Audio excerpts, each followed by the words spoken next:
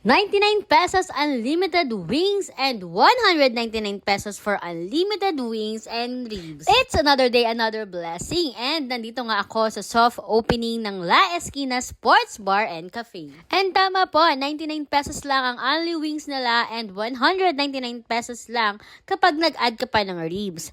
Until August 8, 2025 lang ito from 3 p.m. to 6 p.m. Located lang sila dito sa may Sianat Complex sa may Marcos Highway. Meron din silang 8 variety of flavor ng chicken. Super nagustuhan ko nga itong kanilang salted egg flavor.